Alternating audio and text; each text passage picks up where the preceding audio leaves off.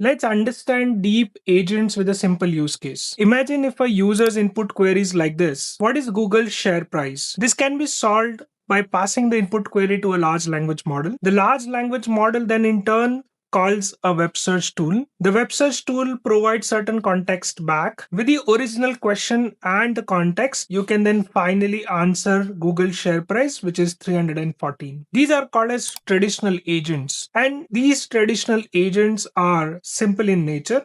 They have less number of steps and they typically run for less than 1 minute.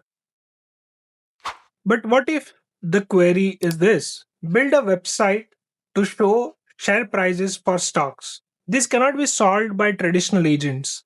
And here we need a specialized agent called as deep research agents. So a deep research agent will have a planning agent which creates a detailed plan, a task tool which keeps track of the task. It will have sub agents. These are specialized agents. Each of these agents have different tools like web search tool, file system, or a code interpreter. It can have critique agent to verify the claims. And once all the task is complete, you have your final answer as a fully functional website. Now, if we compare this with traditional agents, the deep agents are complex in nature. They run for multi-step and they use multiple tools, and the typical runtime is greater than 1 minute. In this video, we'll first look into formal definition of deep agents. Then we'll look into 4 important things in deep agent. Then we'll start with a case study.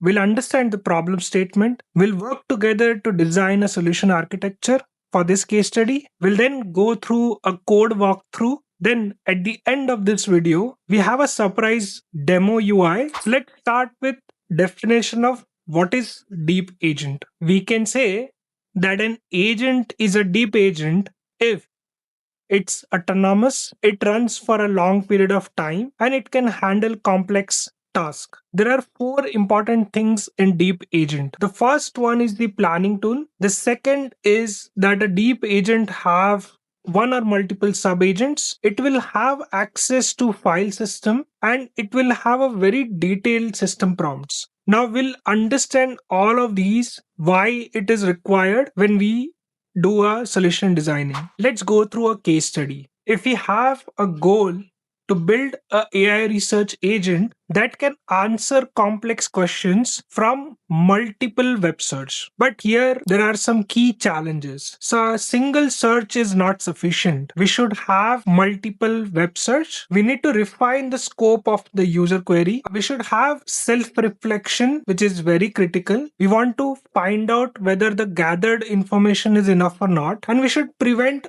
over searching. Let's understand how can we design such solution. So whenever a user asks a query, it should first go to a orchestrator agent. The orchestrator agent will have a detailed system prompt. Generally, the system prompt for orchestrator agent will contain a domain level information and a delegation instructions. In this case, the research agent will have a research workflow instruction and a delegation instruction for sub-agent. The orchestrator agent will have access to tools. The first and foremost important tool is the planning agent, which will make detailed plan. Then it will have access to file system. The access to file system is needed to dump the context off of large language model.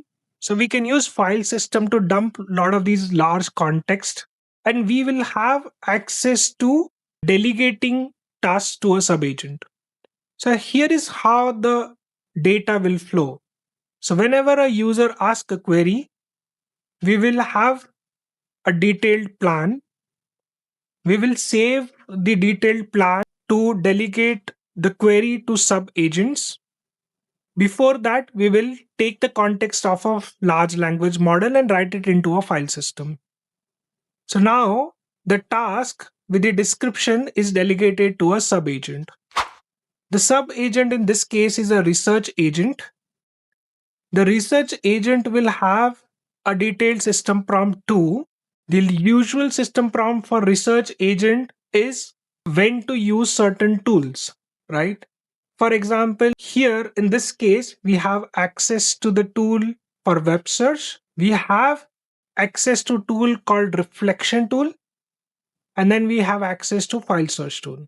The reflection tool is basically just to stop and think whether we have all the information or not.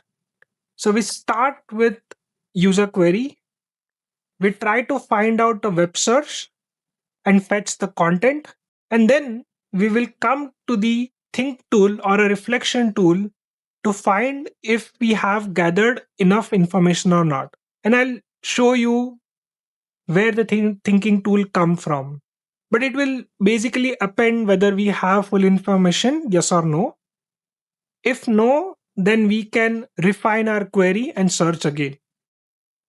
And we will put some hard limit, for example, maximum of 5 search.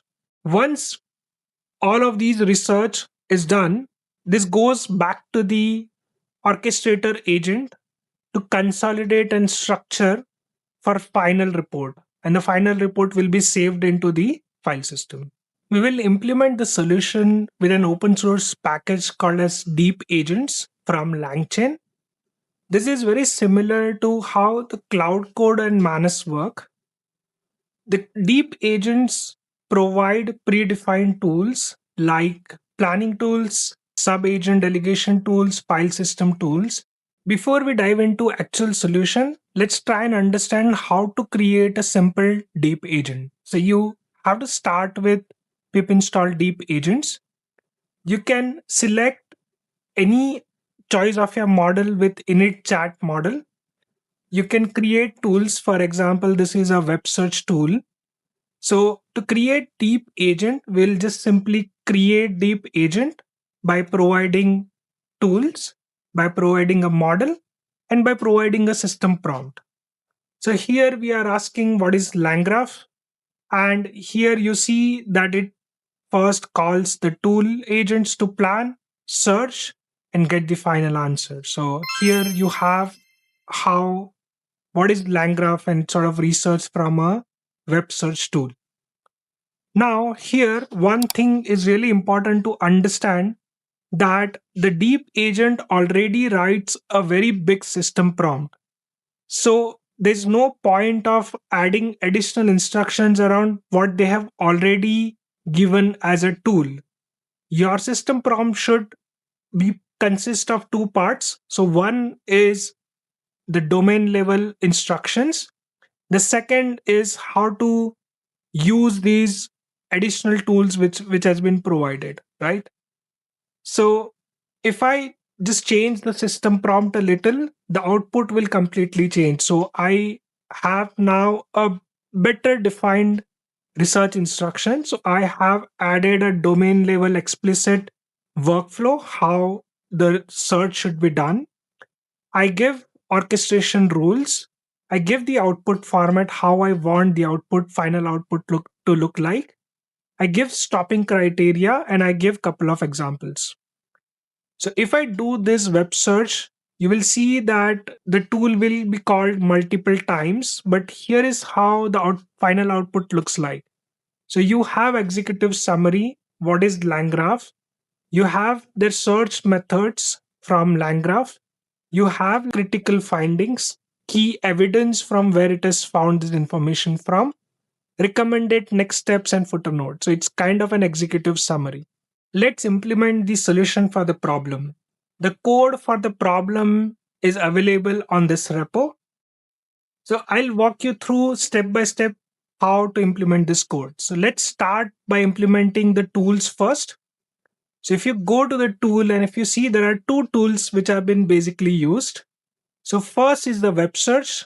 It takes query, maximum result, and the topic as an input. It does a web search. It scraps the entire web page and it provides a title, URL, and the content of the web page as a return. The other tool which we have implemented is a think tool. This think tool basically comes from an Anthropic blog here, where they found out that if you just stop and think, it sort of helps in solving a complex problem. So basically the think tool here is implemented just to find out if we have enough information, if we have a complete answer or not. So we'll import these two tools. Then you have to write system prompts. There are three system prompts here. One is a orchestrator system prompt, one is a delegation system prompt, and one is a sub agent system prompt. So if you go to here, there's comprehensive prompt written for all of these three. So we'll just import these prompts. You can read through the entire prompt here. Now you can actually initiate the sub agent. So here, notice how we have also added a current date into the sub agent to get the latest information. So here you have a research agent which sort of delegates sort of tasks to a sub agent. We have a research agent which has two tools, a web search and a think tool. So we'll initiate a research sub agent.